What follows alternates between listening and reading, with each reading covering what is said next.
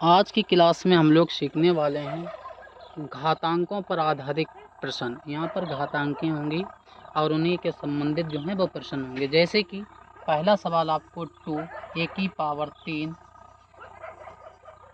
b की power 2 और c की पावर 4 गुणा 3 a की पावर 2 b की पावर 4 c की पावर 3 ये दिया हुआ है। इसे हम लोग सॉल्व करेंगे। पिछली वीडियो में मैंने आपको बताया था जो घातांकें होती हैं वो आधार सेम होती हैं और गुणा के फॉर्म में होती हैं, तो उनमें जो आधार घातें होती हैं वो आपकी क्या होती हैं, सम हो जाती हैं, यानी जुड़ जाती हैं। तो यहाँ पर इसकी और इसकी हम लोग गुणा करा लेंगे। तो 3 2 जा 6 होते हैं। ए की पावर कितनी आ जाएगी 3 और ये वाला कितना 2, क्योंकि मल्टीप्लाई में है। इसी प्रकार बी की पावर 2 और ये 4 है तो 4 और यहाँ पर आएगा सी की पावर 4 सम 3। ठीक है, ये आ गया। इसे जब हम लोग सॉल्व करेंगे 6 ए की पावर 3 और 2 को ऐड करेंगे कितना 5 हो जाएगा। बी की पावर इसे ऐड करेंगे 6 हो जाएगा और सी की पावर 7 आ जाएगा।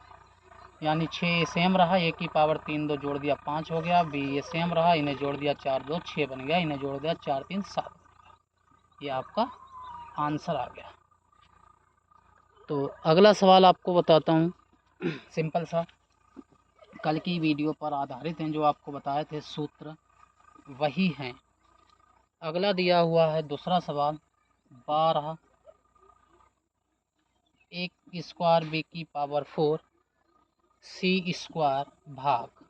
कल की डेट में मैंने सिखाया था जहाँ पे भाग होता है वहाँ पे पावरें जो होती हैं वो घट जाती हैं। तो क्या होगा 2 की power A B square C square ये दिया हुआ है। इसे दो फॉर्म बताए थे लिखने के लिए। ये वाला सेम रहेगा यानी अंश बन जाएगा ए स्क्वायर बी की पावर 4 सी स्क्वायर अपान में ये वाला आपका ये बी स्क्वायर सी स्क्वायर। इसे काट देंगे 2 6 12 यानी 6 आ गया। इंटू इसे दो बार लिख सकते हैं ए इंटू ए। इसे लिख सकते हैं 4 बार B into V into V into V into C. अभी आपको एक सिंपल तरीका भी बताता हूँ। इसे दो बार लिख सकते हैं बी इंटू वी और इसे लिख सकते हैं दो बार सी इंटू सी। ठीक है, तो इस वाले सी से ये गया, इस सी से ये गया, इस वाले बी से ये गया, इस वाले बी से ये गया, ए से ये गया। ठीक है, कितना बचा है आपका 6 बचा है, ए बचा है, वी और वी स्क्वायर बनेगा और क्या बचा है आपका सी, तो पूरा कैंसिल आउट हो गया है। तो आपका ये आया है। एक तरीका ये भी है सॉल्व करने का, 6 सेम आया। ए की पावर देखो यहाँ पर 2, ये 6 रहेगा, ए की पावर 2 है जिसकी पावर कुछ नहीं 1 होती तो 1 घट जाएगा। बी की पावर 4 माइनस 2 सी की और सी तो पूरा कैंसिल आउट हो जाएगा। यहाँ पे बचेगा आपका 6। 2 से जब 1 घटा देंगे तो ए की पावर 1, 4 से जब 2 घटा देंगे तो 2 बचेगा यानी बी की पावर 2 और सी तो पूरा कैंसिल आउट हो गया। ठीक है, दो एक की पावर जिसकी पावर 1 होती है वो लिखा नहीं जाता, तो इसे भी इसको सॉल्व किया जा सकता है। जो तरीका आपको सिंपल सा लगे उससे आप सॉल्व करिएगा। अगला सवाल आपको बताता हूँ, थोड़ा सिंपल सा ही है, ज़्यादा हार्ड नहीं है सवाल। ये सवाल आपको दिया हुआ है तीसरा सवाल 5 की पावर 1/4 गुणा 125 की पावर 0.25 ये दिया हुआ। इसे हम लोग सॉल्व करेंगे तो देखो कितना आता है। ये तो सेम रहेगा 5 की पावर 1/4 इंटू 125 की पावर 0.5। पॉइंट हटाएंगे, मैंने बताया था पिछली वाली वीडियो में, जब पॉइंट हटता है तो 1 बढ़ता है, बटे में कितना आएगा 1। और जितने इधर पद होते हैं उतने शून्य यहाँ पर ऐड होते हैं। तो 25 सेकंड 25 25 चौका 100। ठीक है, तो कितना आ गया यहाँ पर 5 की पावर 1/4 इंटू ये आपका क्यू जो होता है 5 का क्यूब होता है, इंटू में कितना आ गया यहाँ पे 1 बचेगा, 1/4 आ गया। कितना आ गया 5 की पावर 1/4 गुणा में 5 की पावर 3 इक्कन 3/4। अभी अभी आपको बताया गया गुणा में पावरें जो होती है वो जुड़ जाती हैं। तो 5 की पावर आ जाएगा 1/4 प्लस 3/4। भिन्नों को सॉल्व करना मैंने आपको बता रखा है। तो कितना आएगा 5 की पावर, जब जो आधार होते हैं वो हर जो होते हैं वो सेम होते हैं तो ऊपर वाले जुड़ जाते हैं और हर को एक बार लिख लिया जाता है। 3 और 1 कितना हो गया 4, 4 इक्कन 4 यानी कुल मिला के कितना आ गया 5। तो इस सवाल का आंसर आया आपका 5। ठीक है, कितना आया है 5। अगला सवाल आपको बताता हूँ सिंपल से ही सवाल हैं, कोई हार्ड है नहीं, ठीक है। तो चौथा सवाल देखिएगा आप, 1/216 की पावर -2/3 गुणा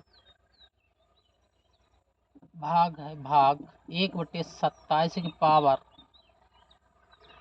-4/3 ये दिया हुआ है। इसको हम लोग सॉल्व करेंगे और देखेंगे कि इसका आंसर कितना आता है।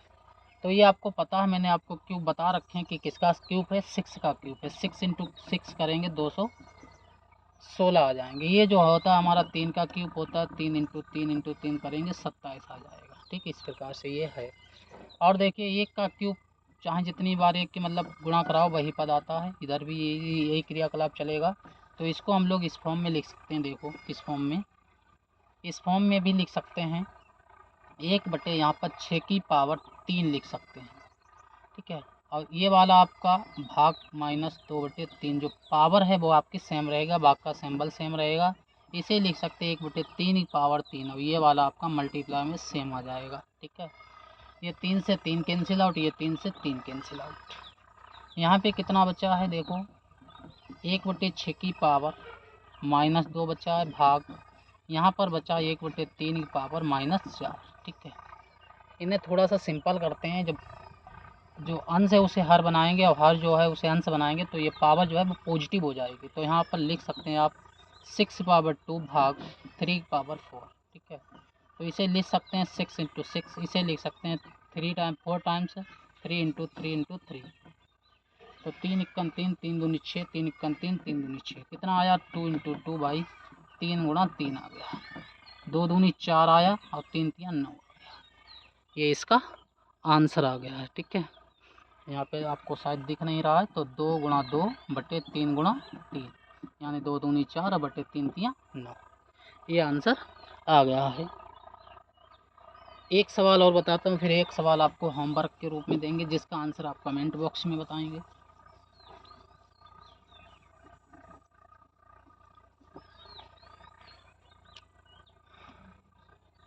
पांचवा सवाल होगा,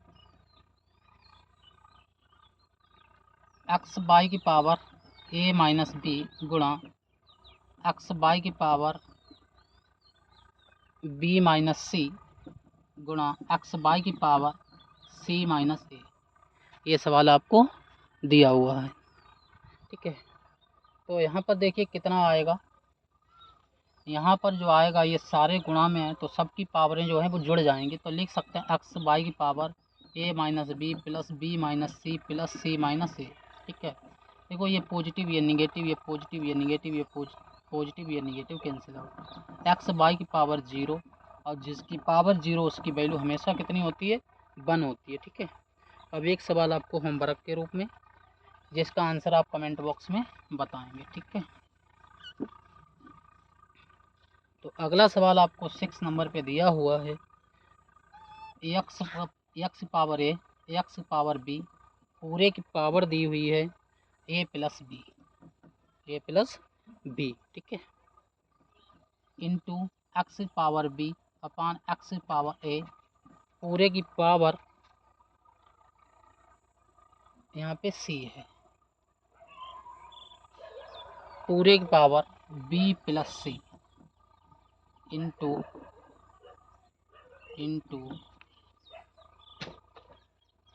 x power c x power a और पूरे की पावर c प्लस a, पूरे की पावर कितनी है c प्लस a। इस सवाल का आंसर जो है आप लोग कमेंट बॉक्स में बताएंगे।